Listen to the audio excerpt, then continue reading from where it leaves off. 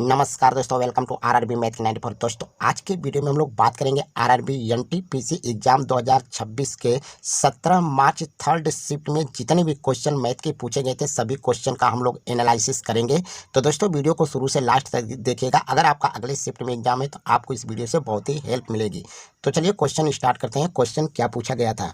Question पूछा गया था कि यदि करड़ी में 18 प्लस 2 करड़ी में 12 बराबर ए करड़ी में 2 प्लस बी करड़ी में 3 है तो ए प्लस बी का मान कितना होगा। क्वेश्चन में हमसे ये पूछा था। तो यहाँ पे सबसे पहले करड़ी में 18 दिया हुआ है, तो करड़ी में 18 को हम वर्गमूल के रूप में लिखेंगे। तो हम इसको लिखेंगे 9 गुणे 2 यानी 9 दूना 18 प्लस इसको लिखेंगे 2 करड़ी में 12 को लिखेंगे 4 गुणे में 4 गुणे 3। अब यहाँ पे 9 का वर्गमूल निकलेगा तो 9 का वर्गमूल निकलेगा 3 होगा, तो ये होगा 3 करड़ी में 2 और ये 4 का वर्गमूल हो जाएगा 2 और 2 का 2 में गुणा कर लेंगे तो 2 दूना के 4 करड़ी में हो जाएगा 3।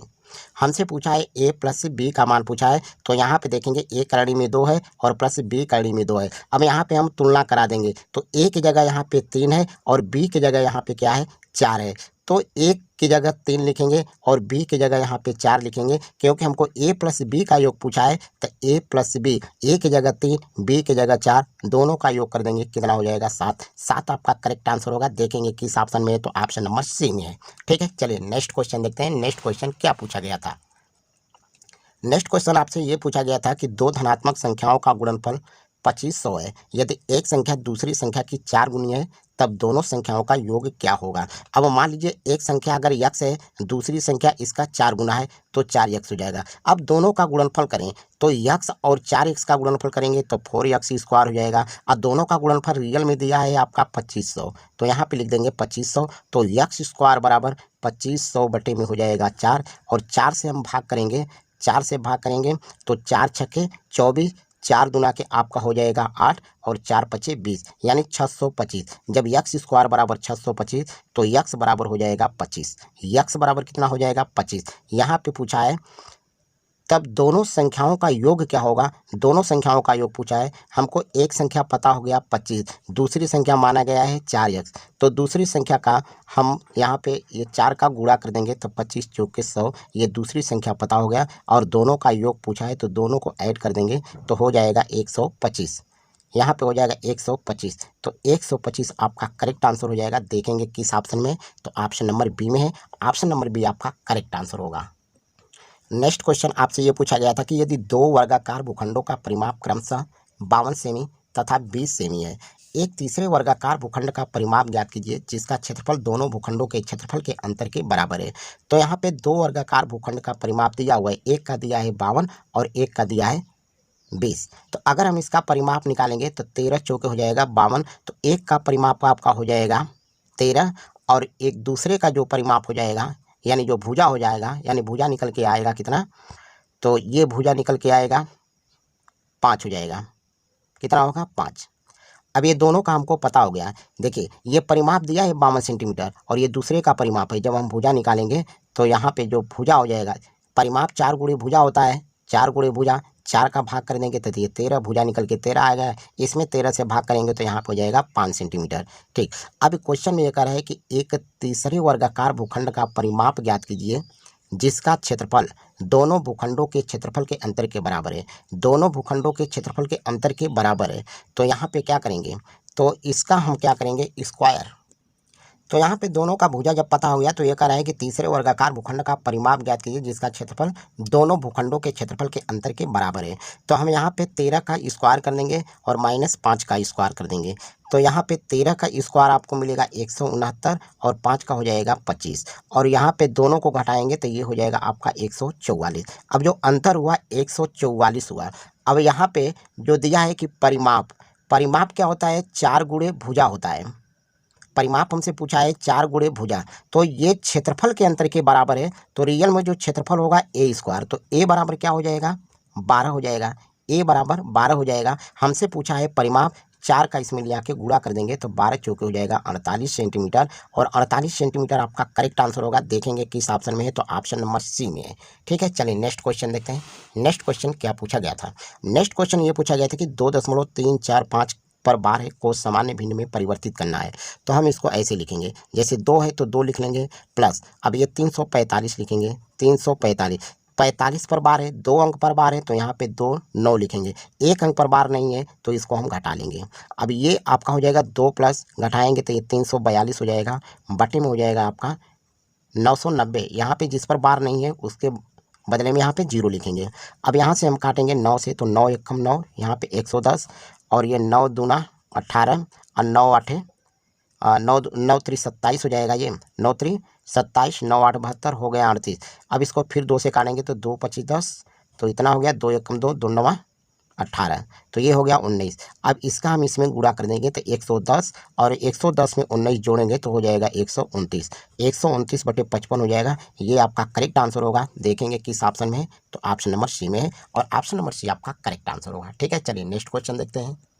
नेक्स्ट क्वेश्चन आपसे ये पूछा गया था कि एक ट्रेन 120 किलोमीटर की दूरी 30 किलोमीटर प्रति घंटा की दर से 180 किलोमीटर की दूरी 60 किलोमीटर प्रति घंटा की गति से और अंत में 240 किलोमीटर की दूरी 120 किलोमीटर प्रति घंटा की गति से तय करती है। पूरी यात्रा के लिए ट्रेन की औसत गति ज्ञात कीजिए, यानी औसत चाल पूछा है। तो औसत चाल बराबर होता है कुल दूरी बटे कुल समय। तो कुल दूरी को पहले जोड़ेंगे तो 120 और यहाँ पे 120 किलोमीटर, इसके बाद 180 किलोमीटर, इसके बाद यहाँ पे 240 किलोमीटर, 240 किलोमीटर चलती है, बटे में कुल समय। अब यहाँ पे 120 किलोमीटर 30 किलोमीटर प्रति घंटा की चाल से चल रही है, तो 3 से हम भाग कर देंगे तो यहाँ पे हो जाएगा 3 चौके 12 4 हो जाएगा। और यहाँ पे 180 किलोमीटर की दूरी 60 की रफ्तार से चल रही है, तो यहाँ पे हो जाएगा 36 18 3। और यहाँ से 120 किलोमीटर की दूरी, यहाँ पे किलोमीटर की दूरी यहाँ से 240 किलोमीटर दूरी चल रही है 120 की रफ्तार से, तो यहाँ पे हो जाएगा 2। ठीक, हमको औसत चाल निकालना है। क्या निकालना? औसत चाल। औसत चाल, तो औसत चाल बराबर कुल दूरी बटे कुल समय। तो 120 180 और 240 सबको जोड़ेंगे, ये हो जाएगा 540 और यहाँ पे जोड़ेंगे 4 3 7 7 2 9, 9 से काटेंगे तो 9 6 54, यहाँ पे हो गया 60, तो 60 किलोमीटर प्रति घंटा आपका औसत चाल होगा और ये आपका करेक्ट आंसर होगा। देखेंगे किस ऑप्शन में है, तो ऑप्शन नंबर सी में है। ऑप्शन नंबर सी आपका करेक्ट आंसर होगा। ठीक है, चलिए नेक्स्ट क्वेश्चन देखेंगे। नेक्स्ट क्वेश्चन क्या पूछा गया था? नेक्स्ट क्वेश्चन है आपका, निम्नलिखित में से कौन सी संख्या 11 से विभाज्य है?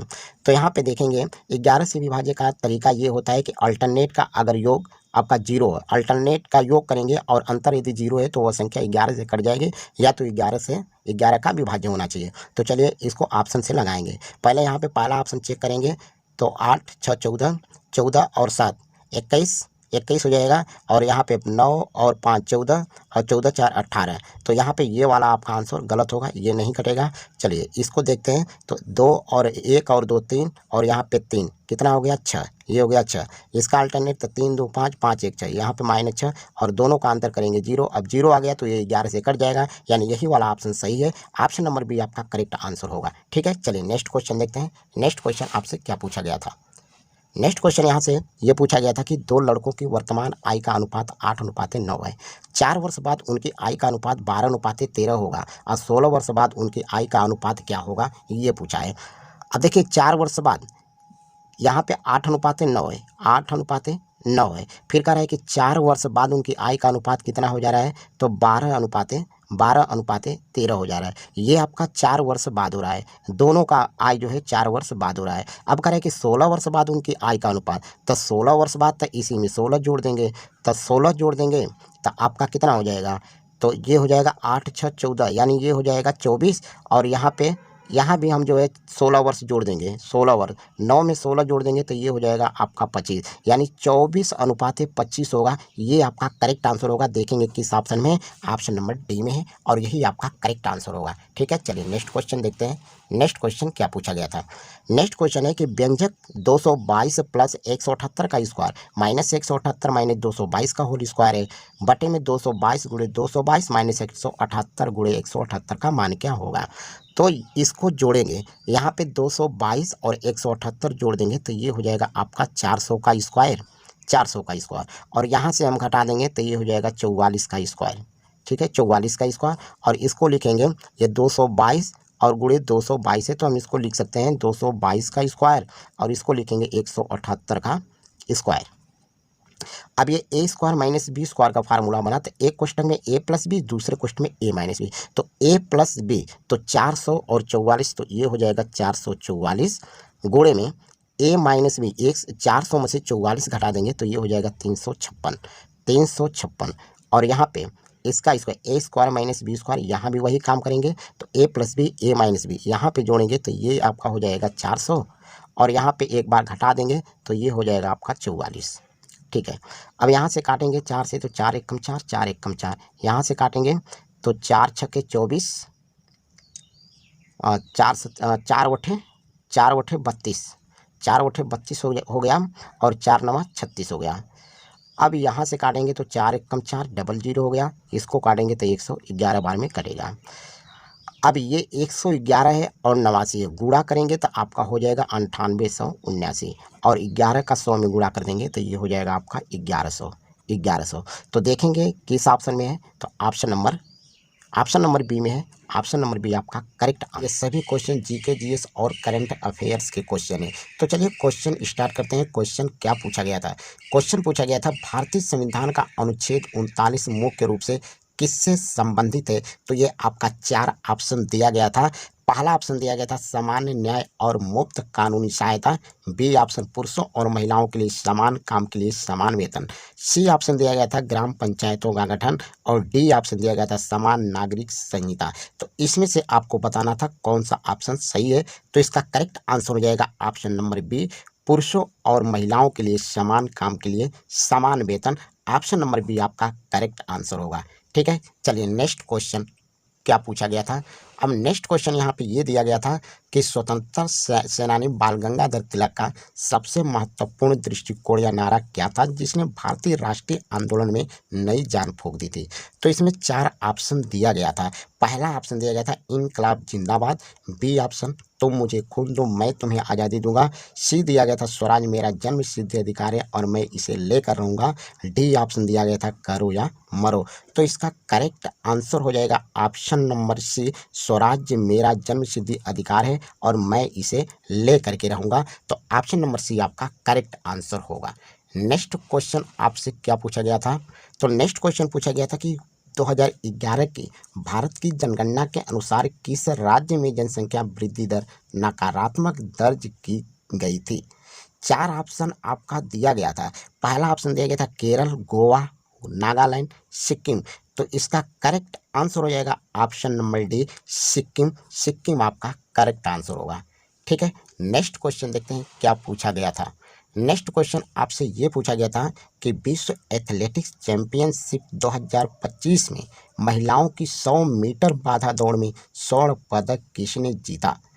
ऑप्शन ए दिया गया था टोबी अमुसन, बी टेड़ा जी कुम्बड़े जी, और सी ऑप्शन दिया गया था ग्रेस स्टार्क, और डी ऑप्शन दिया गया था ज्योति यारा जी।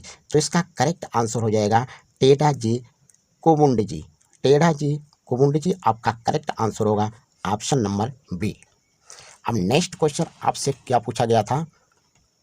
नेक्स्ट क्वेश्चन पूछा गया था कि भारतीय प्रशासनिक व्यवस्था में कैबिनेट मंत्रियों की मुख्य भूमिका क्या है? तो ऑप्शन ए दिया गया था केवल अपने निर्वाचन क्षेत्र का विकास करना, बी ऑप्शन दिया गया था सरकार की महत्वपूर्ण नीतियों और निर्णयों का निर्धारण करना, सी ऑप्शन दिया गया था केवल प्रधानमंत्री को सलाह देना, और डी ऑप्शन दिया गया था राष्ट्रपति के कार्यों की निगरानी करना।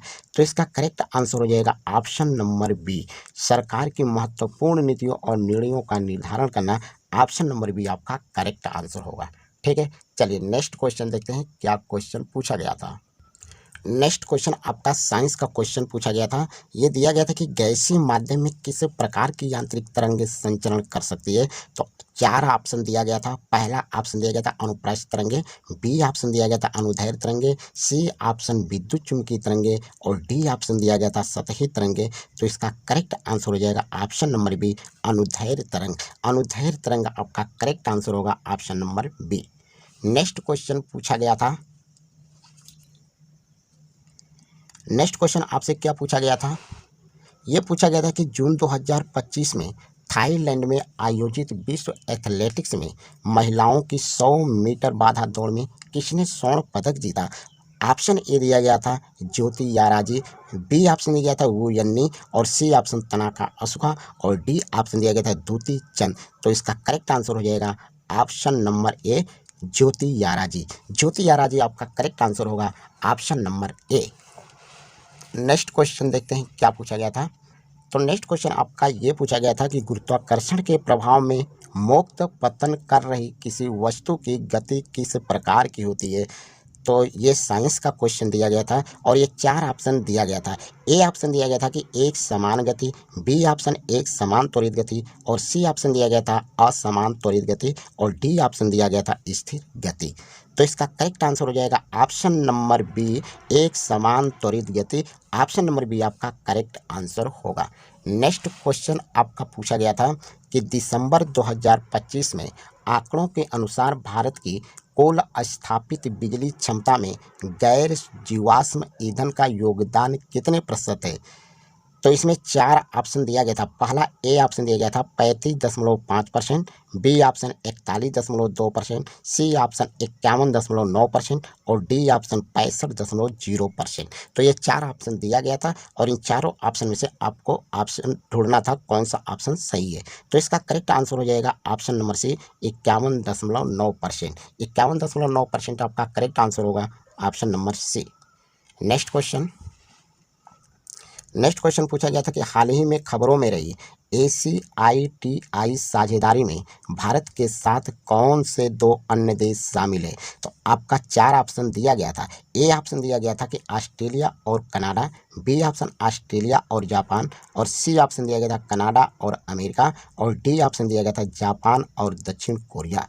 तो इसका करेक्ट आंसर होगा ऑप्शन नंबर ए, ऑस्ट्रेलिया और कनाडा। ऑस्ट्रेलिया और कनाडा, ऑप्शन नंबर ए आपका करेक्ट आंसर होगा। तो ये थे दोस्तों आज के हमारे इतने क्वेश्चन मिले थे। दोस्तों वीडियो कैसा लगा? वीडियो अच्छा लगा तो वीडियो को लाइक शेयर कर दीजिए और चैनल पर नए हो तो चैनल को सब्सक्राइब करके बेल आइकन को प्रेस कर दीजिए। धन्यवाद।